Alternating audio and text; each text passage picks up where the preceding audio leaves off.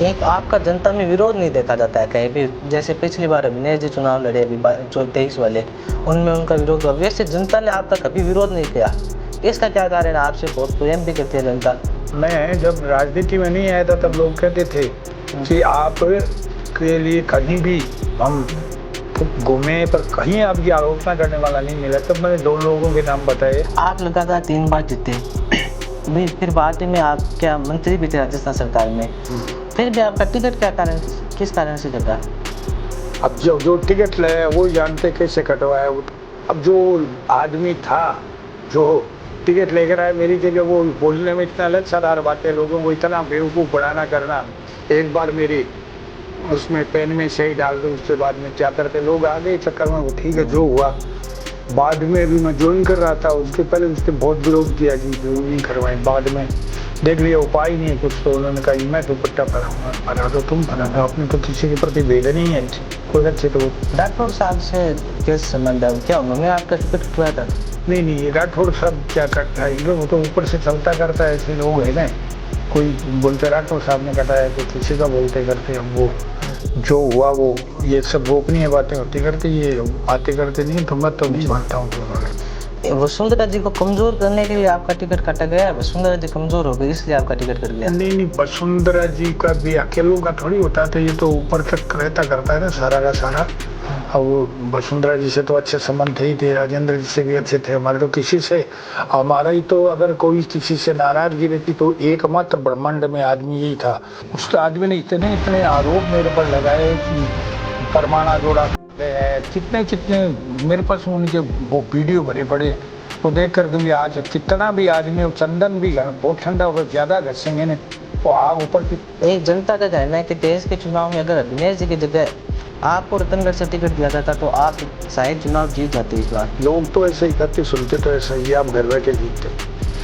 आपकी धर्म में बड़ी रुचि है, तो एक क्या अपने युवा कहते हैं कि निरंतर पीछे जा रहा है। एक आलस्यहीन मनुष्य शरीरस्थो महारिपु। एक हमारा आखिरी सवाल, जीवन में सबसे ज्यादा परिवर्तन किन की वजह से आया आपके जीवन में? प्रेम इतना उनमें कि सारा मोहल्ला, क्या गायें रो रही थी उस टाइम में। आपके जैसे मीडिया वाले आए थे, उन्होंने देखा कि गायों की आंखें वहां से चला होता है। एक अद्भुत नजारा था।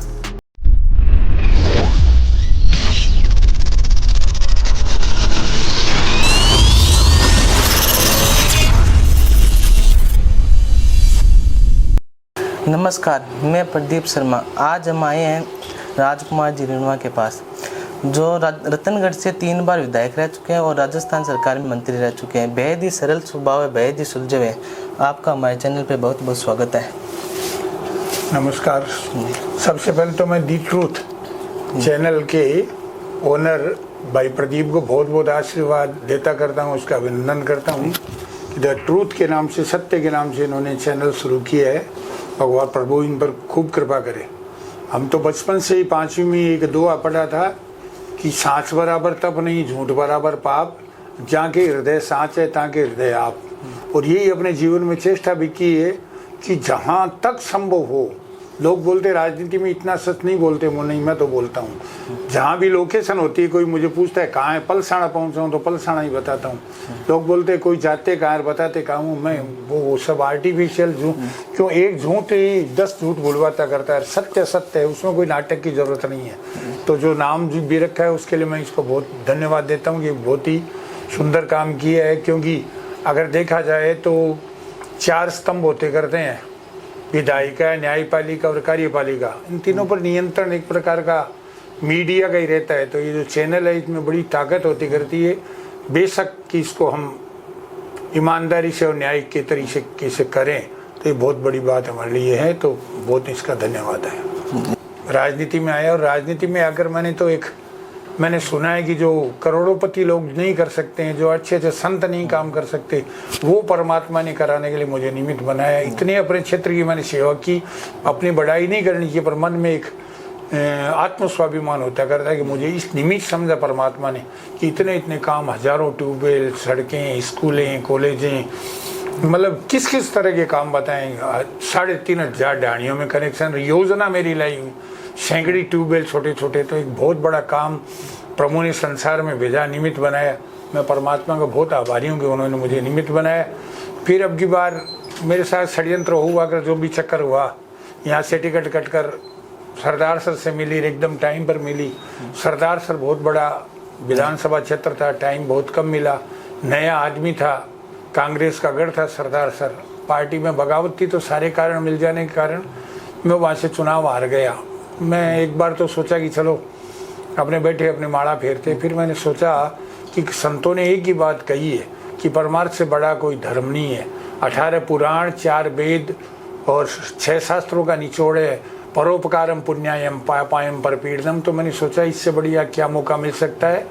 नीचे और ऊपर दोनों जगह बीजेपी की सरकार है, लोगों का अपने कलम से फोन से अगर किसी का भला होता है तो अपने को ये काम करना पड़ेगा। लोग तो है, संसार तो परमात्मा ने सभी तरह के लोगों को मिलाकर तो जो जो अपनी मर्जी से करे, पर मैं तो आत्मा से इसीलिए जाता हूँ, और एक दिन भी नहीं जाता हूँ तो 20 फोन आ जाते हैं सरदार सर से कि भाई साहब आए नहीं आज। तो देखते हैं चलो इस जब तक शरीर है कोई अच्छा काम इससे हो सकता है तो बढ़िया बात। तो मेरे तो राजनीति का यही उद्देश्य रहा है जी। तो पहली बार आप निर्दलीय चुनाव लड़े थे और जीते हुए, तो पहले उससे पहले डर नहीं लगा कि हार जाएंगे? पहली निर्दलीय पहली बार मेरा कोई निर्दलीय चुनाव लड़ने का मानस भी नहीं था। आपको बताएं, सुबह 10 बजे से शुरू हुए, लोग रात को 10 बजे मेरे को हाँ भराई, और 10 बजे हाँ भराते मेरे पास में बुढ़ानिया जी का, गहलोत साहब का, राजकुमार तुम ये क्या कर रहे हो, आत्महत्या कर रहे हो यार, हम लोग निर्दलीय चुनाव नहीं जीत सकते हूँ। भाई अब तो हार जीत जो है, लोगों ने इस तरह मजबूत कर दिया है कि तुम कायर है, नपुंसक है, गीता में कृष्ण ने ये कहा वो कहा। तो चलो हार जीत दो ही है, जब इन हजारों लोगों के ये मन में है तो हार जीत होती रहती है। जीतने का तो कल्पना ही नहीं थी। मैक्सिमम लोग तो कह रहे कि अपने समाज के 1500 वोट लेगा, 2000 लेगा, 5000 लेगा, इससे ज़्यादा कोई बात नहीं थी। पर जब मन में था कि जब परमात्मा उस रास्ते में ले जाना चाहता थे, चले गए, कोई बात नहीं जी। तो पहली बार निर्दलीय जीत गए थे, बाद में जनता का विश्वास किस प्रकार जीता कि एक निर्दलीय पे विश्वास जताया उन्होंने 2003 में? उस टाइम निर्दलीय तो प्रेम था ही, समाज सेवा तो बहुत ज़बरदस्त थी। मेरे पिताजी दादाजी के टाइम से समाज सेवा का जो रिकॉर्ड चला आ रहा था, और मैंने भी अपने जीवन में समझिएगा महीने में 20 दिन मेरा अस्पताल में जयपुर में गुजरता था, वही समाज सेवा थी। और फिर जो भी है वहाँ भोजन करो और करो, जो भी अपने से मदद हो। आर्थिक भी कई जगह देखते हैं गरीब लोगों के पास में, आजकल तो ये चिरंजीवी सब भामाशाह चल गए, पहले नहीं थे, तो भामाशाहों से पैसा जुगाड़ कर मदद करना और करना, तो वो एक ऐसी इमेज थी। निर्दलीय जीत गए, उसके बाद में वसुंधरा जी ने बुलाया, राम सिंह जी आए MP चुनाव में कि आप मेरी मदद करो तो मैं जीतूँ, वरना बलराम जाखड़ जैसा बहुत भारी कैंडिडेट मेरे सामने आया है।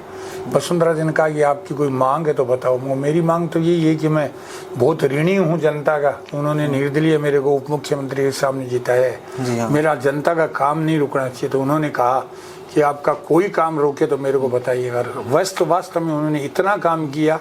निर्दलीय भी मुझे बड़ा गर्व है कि जो काम मंत्री नहीं कर सकते वो काम वसुंधरा जी की कृपा से मेरे क्षेत्र में। एक आपका जनता में विरोध नहीं देखा जाता है कहीं भी, जैसे पिछली बार अभिनय जी चुनाव लड़े अभी 23 वाले, उनमें उनका विरोध हुआ, वैसे जनता ने आपका कभी विरोध नहीं किया, इसका क्या कारण है? आपसे बहुत प्रेम भी करती है जनता। मैं जब राजनीति में नहीं आया था तब लोग कहते थे कि आप के लिए कहीं भी हम घूमे पर कहीं आपकी आलोचना करने वाला नहीं मिला। तब मैंने 2 लोगों के नाम बताए कि 2 नेगेटिव लोग हैं, वहाँ चले जाइए, मेरी आलोचना सुनने का मन है। तो वहाँ आजाद शत्रु कहते थे लोग। कभी मैंने किसी का बुरा करना तो दूर की बात सोचा तक नहीं। तो इसलिए क्या कि इतना मैंने जी अपनी माँ से सीखा प्रेम करना कि भाई ठीक है। लोग कहते कि आप आते हैं उनको आशीर्वाद क्यों देते, आपका भजन जाता, कोई दिक्कत नहीं, किसी का भला अगर हो रहा तो मेरा भजन भी जाओ चाहिए।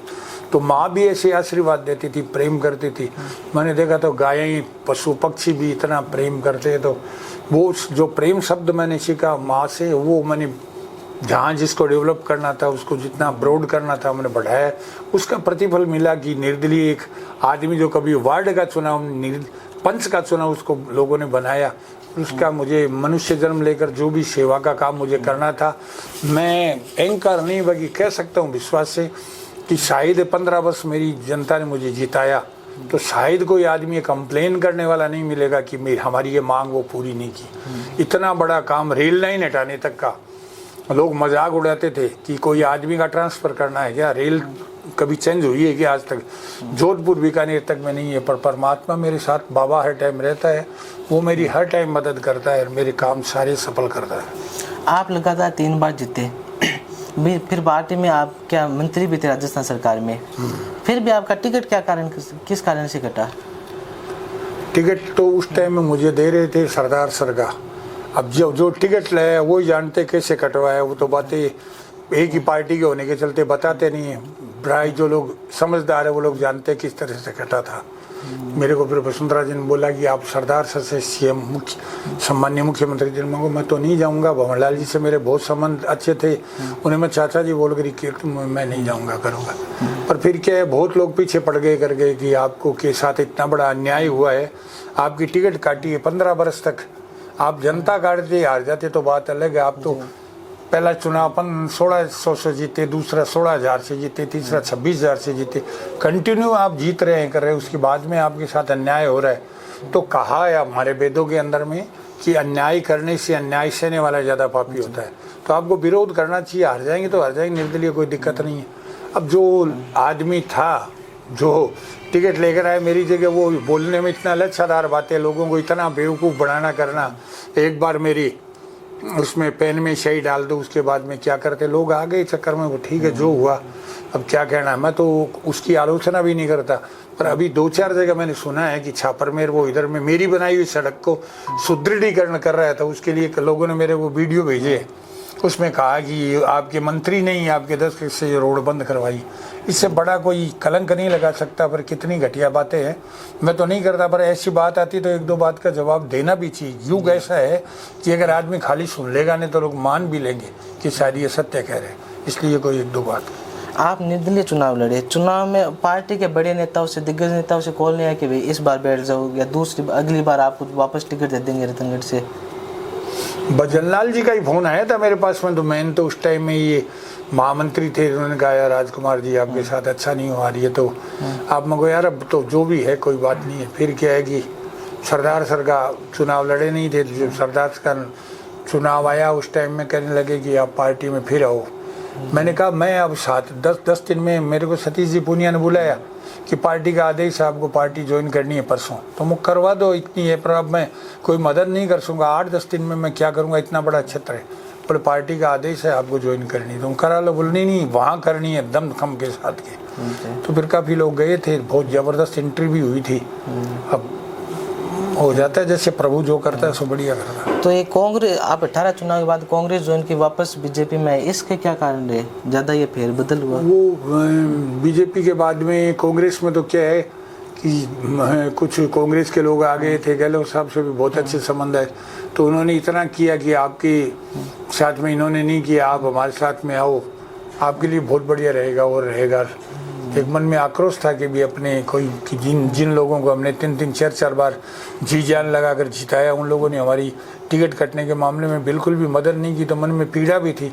इसलिए उन लोगों का कांग्रेस वालों के कहने में आगे, पर फिर सोचा भी ठीक है, अपनी जो कल्चर है, जो अपनी आस्था है, अपनी जो सनातन है, अपनी संस्कृति है, वो बीजेपी में है। तब फिर वापस 18 में अभिनेश जी को आपकी जगह टिकट दिया गया, तो टिकट देने के बाद आपकी उनसे बात हुई कि 2018 में टिकट देने के बाद में उसने मेरे से कोई बातचीत नहीं की। उसने मतलब बाद में, अभी मैं ज्वाइन कर रहा था, उसके पहले उसने बहुत विरोध किया कि ज्वाइन नहीं करवाए। बाद में देख लिया उपाय नहीं है कुछ, तो उन्होंने कहा कि मैं दुपट्टा पहराऊंगा, पहरा दो तुम, पहरा दो, अपने तो किसी के प्रति भेद नहीं है, कोई रखे तो वो जाने।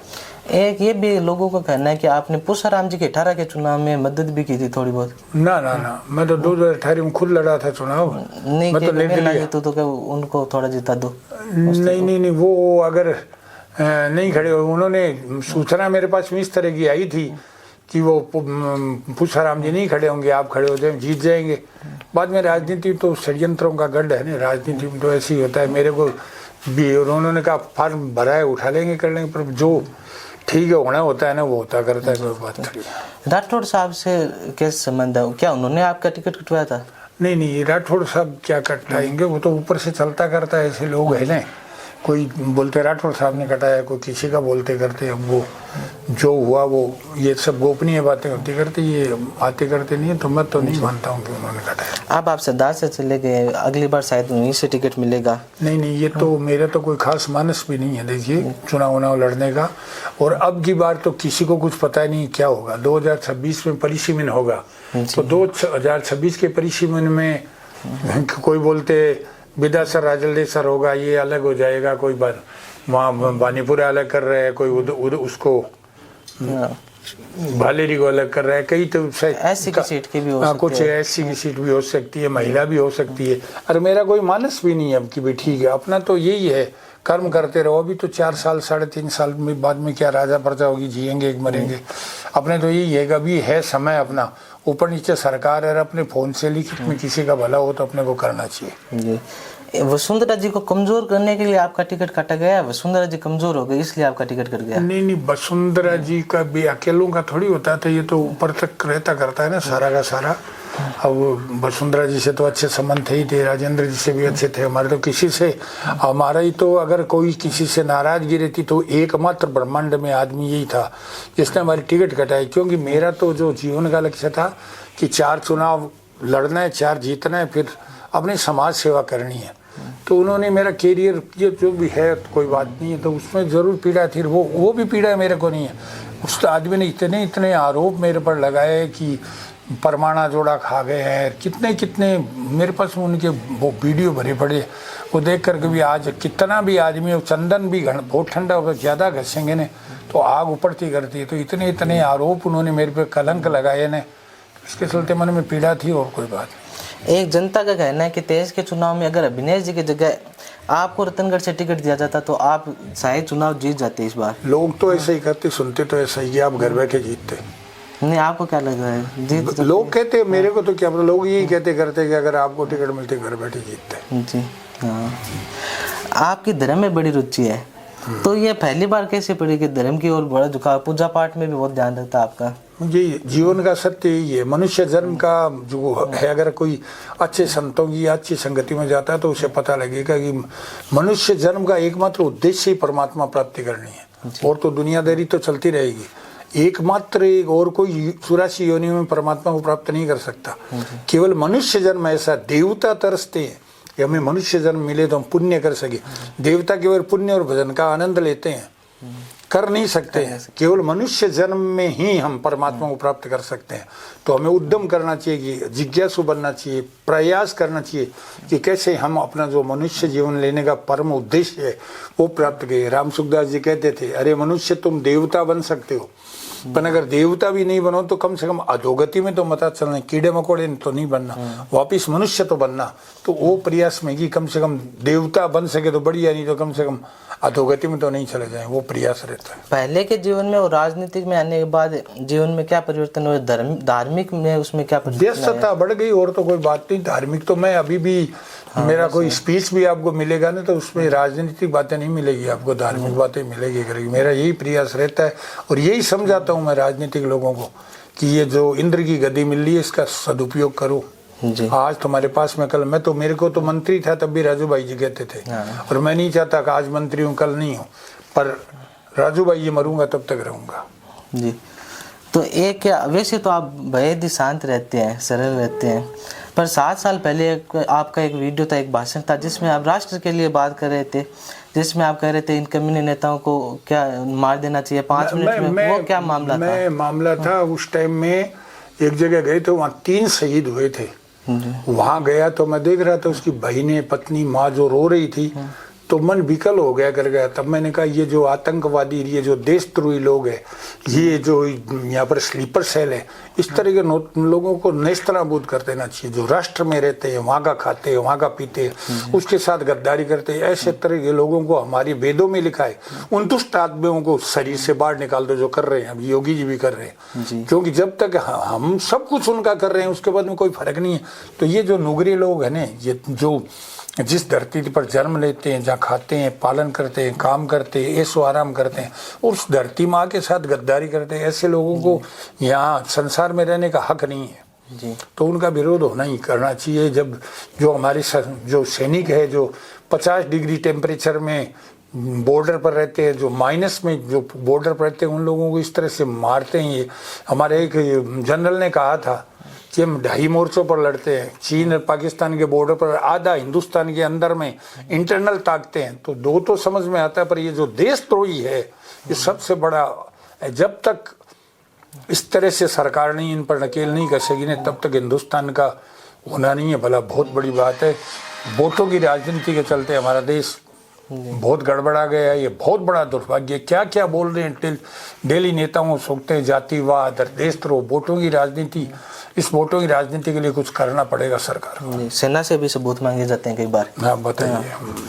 तो एक क्या अपने युवा देखते हैं कि निरंतर पीछे जा रहा है, उसके क्या कारण ज्यादा है कि ये ज्यादा निरंतर ज्यादा पीछे जाने के उसके पीछे क्या कारण है? ये युवाओं का देश है। बाकी क्या है, खान पान इतना बिगड़ गया है, ये मोबाइल है, जो पश्चिमी संस्कृति के संस्कार जो हमारे में आ रहे हैं, हमारे एक ही आलस्यहीन मनुष्याण शरीरस्थो महारिपु।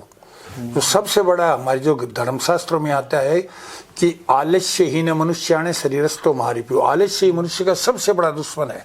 और आज हमारे युवाओं में जो सबसे बड़ा दुर्गुण आ रहा है वो आ रहा है आलस्य का।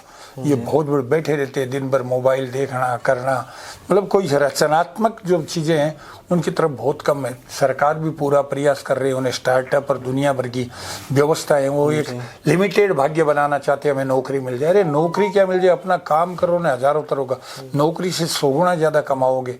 तो कुछ खान पान भी है, कुछ आलस्य भी है, कुछ वातावरण है जो पश्चिमी संस्कृति है, मोबाइल है और है, उसके चलते थोड़ा सा।